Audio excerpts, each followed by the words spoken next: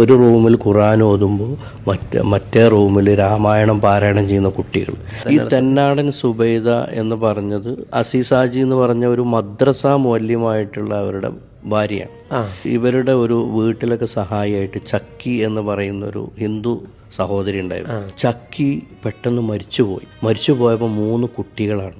അവരുടെ സംസ്കാര ചടങ്ങൊക്കെ കഴിഞ്ഞ് ആദ്യമായിട്ട് ഈ കുട്ടികളടുത്തേക്ക് തെന്നാടൻ സുബൈദ കടന്നു വരികയാണ് വീട്ടിലേക്ക്.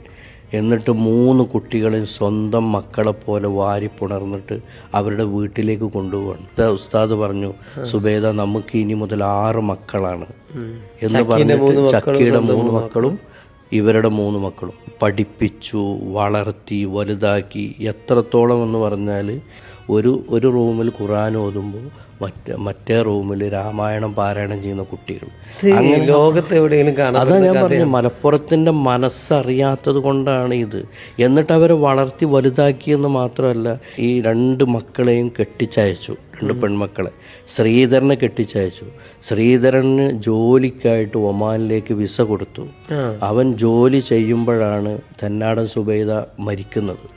മരിച്ചതിന് ശേഷം ശ്രീധരൻ വന്നിട്ട് അവന് ഈ മരണാനന്തര ചടങ്ങിലൊക്കെ പങ്കെടുത്തിട്ട് അവൻ പിന്നെ എല്ലാ വെള്ളിയാഴ്ചയും തെന്നാടൻ സുബൈദയുടെ ഖബറിങ്ങ് പോയിട്ട് പ്രാർത്ഥിക്കും, ദുആ ചെയ്തിട്ട് പറയും, എൻ്റെ ഉമ്മാക്ക് പടച്ചവനെ നീ പുറത്തു കൊടുക്കണേ, സ്വർഗത്തിൽ ഞങ്ങൾ ഒരുമിച്ച് കൂട്ടണേ.